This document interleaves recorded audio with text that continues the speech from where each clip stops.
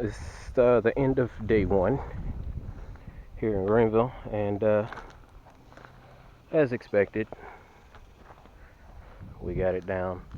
So there's some more trees on the other side over there. A few more. You can see the small little shrubs, whatever, behind the house there.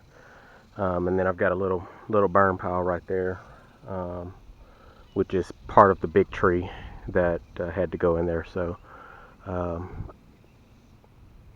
what I'm gonna do is try to get all the trash, drywall and all that crap that's sitting on top of the floor. I left the floor up on purpose because the plan is to try to get everything off of the floor and into a dumpster. And then the floor itself, where the footprint of the house was, that's just dirt. And so I'll either burn that back there, or I may just transfer it up here once I got all that done. So just take the floor structure, crunch it up, and then put all that on top of it, and then all this will just be dirt right here. There's a water line. You can't see it, but it's kind of right where right where that piece of siding is on the side that's kind of just laying off to the side. It's just past that. But there's a water line there, so what we're going to try to do is hook up a hose to it, and if we need it, we can do that. And burn all the trees. They're still green, so we'll burn them with some dry wood, some actual lumber. Otherwise, we'll be out here all day trying to get them green trees to burn. So I think that's what I'm gonna try to do, and we'll see how it turns out. But yeah, got it down. So I hadn't recorded in about a day, but as you can see, we got the house down. Got some scrap metal stuff right over here, and we got a burn pit going in the back. They had I call them Home Depot sheds. There's just a little shed they had back there, and I was trying to move it all the way up to the front, but it just started falling apart, and so it was full of all kinds of junk. I think they had ammunition and all kinds of stuff back there. We got out as much of the ammo as we could, but I dug a hole back there. It's probably 5.5 feet deep, I guess. And I put all the wood and whatnot in there, some paper and what have you. So that was about an hour and a half ago, I guess. So it's burning down. But then, of course, you see we made a stub out for the water. The water line, fortunately in this case, runs directly in front, or directly in line with where we are right here. The meter is right in line with this, so we were able to cut it out, stub it out pretty easily, and that allowed us to bring a water hose out here. So whenever we get to burning this, what I'm probably going to do is take the hose. I'm going to saturate all that grass over there because the wind's blowing from the south, as you can see, and so I'll saturate all that over there, and then on the other side of the pile as well. And normally I'd want it to burn through super quick, but in this case I might not opt for that. So what I may do is just take the water hose and we'll start the fire on this end over here, and then just kind of control how fast it spreads just by kind of wetting down the pile periodically and letting it burn through. But that's the only reason I would do that is just because of the wind. So it's not too bad. I think it's only about 13 miles an hour, so if it dies down a little bit, then we'll get this one going. But anyway, that's what we got going on today. So I'm gonna let that one burn for maybe another hour and a half or whatever. It wasn't a whole lot of stuff in there, so maybe when it sounds like another bullet round went off, but maybe when it gets to about 12 o'clock, I'll start covering that up. The left side of it is completely burned down, so it's just some stuff on the right hand side of the pit that's still burning. But beyond that, this is pretty much all we got to do. Get this burnt down and come out here in a couple of days and dig a pit and bury all the ashes, and all that right over there it looks dry. It's not. It's super what do you want to call it? It's like real thick mud, and the top layer looks dry, but when you step into it, like your foot actually gets stuck in there. So hopefully with the fire and the wind, it'll kind of help to dry it out a little bit. And I'll have to make sure this dumpster doesn't get too hot and the paint start melting off of it. So I'll probably spray that dumpster down too.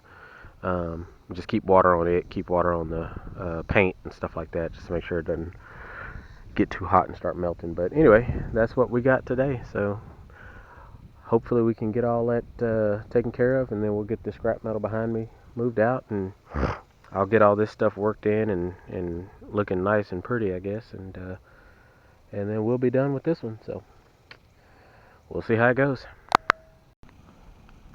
Well, as you can see, we got a little fire going. It's actually a pretty big pile. We started burning it on the ground, but the wind was a little bit too heavy, so we put it out, and it just kept on going. I mean, you know, the wind caught a flame, and we sprayed as much as we could, and next thing you know, it's still going. So we finally got it all put out. I dug up probably about 8 foot deep, and about 9 foot wide, I guess. 8 or 9 foot wide. It doesn't look as big as it is, but I stuffed it all the way to the top. So all this stuff right here, I'll probably have to throw that in tomorrow, and you know, maybe let it dry out a little bit and kind of disc through it and see what's left to burn. But back there, you can see there was a shed. We burned that, covered it up today, so I'll come back tomorrow and do all my finishing touches and stuff like that, get all this stuff kind of worked out, and just trying to let it dry up. You can see that water right there is still leaking up from somewhere, so I'm not sure where that water's coming from, but it's still leaking up through there. So that may be something I have to let the homeowner know, because we turned the water off and we capped it, so there's no water running, you know, to the house, but there's still water coming up out the ground, so it's coming from somewhere. Anyway, I'm gonna watch the fire and let it burn through, let it burn down below the deck, and then we'll call it a day. Well, a few hours have gone by, and it's burning down pretty good. I think about two hours or so, 2.5 hours, something like that, since we started this thing. And it was actually about 4 or 5 feet above the ground. So and then the whole thing was filled from corner to corner, so burning down pretty good. A little bit of stuff I left right there, but I just added that stuff right there. But hopefully it'll burn all down tonight. And the big tree, there's one tree there, and then there's another one right up under. You see the what do you call it, the trunk sticking out, and so hopefully it'll burn down good tonight, and I'll come out tomorrow and see just where it is. And looks like that's starting to go right now, so that's good. And we'll see where it is and move it around a little bit, kind of get it leveled out, and make sure those trees burn. And I may have to come back out Monday and make sure they burn, and I gotta let this dry out over here. When we snipped the water line, we left the pipe in the ground, and so where it's leaking, you know, when you screw the hose on, it has a little bit of leak right there, so it's leaking from there going into the ground, filling up the hole where we cut the pipe, and it's back feeding back into the actual property. So that's why we have this little pond right here.